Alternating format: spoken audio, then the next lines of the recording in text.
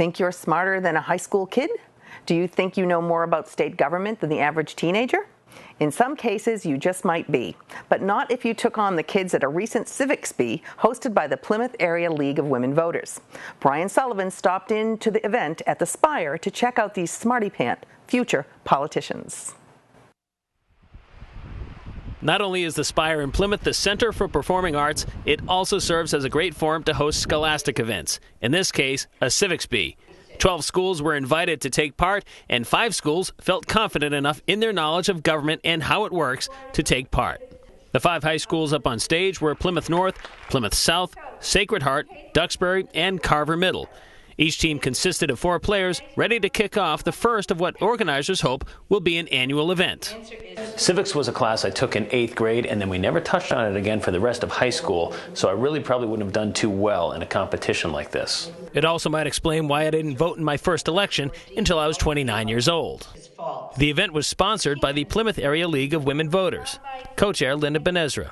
The League has concerns about civics education, the need for future voters to be informed and have a good, strong history of how we got to where we are with our democracy. Some of the other leagues within Massachusetts have done civic bees, and our group decided that we too would like to see if we could get some interest from the community.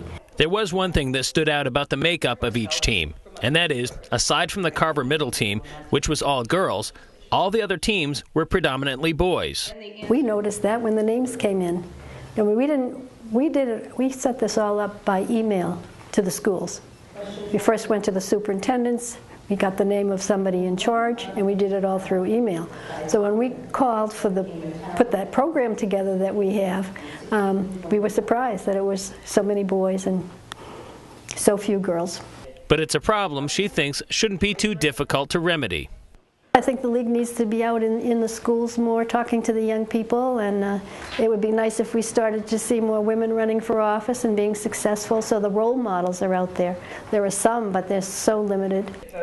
Categories for questions included voting on the state, local, and federal level, the Supreme Court, and the Constitution. At stake, a good-sized trophy and some bragging rights. We have a trophy we're handing out that has space for 10 years worth of rotation. So we hope to keep doing it and getting bigger and better every year. Linda Benezra hopes the event will excite the young people to engage in and understand politics, voting, and government. In this world today, we live by sound bites. There's such negativity towards government, and it just isn't the way it should be. These are the young people who will, in fact, be our leaders of tomorrow, and we want to have them have fun, but a chance to learn and to help them to experience the positive side of government and civics.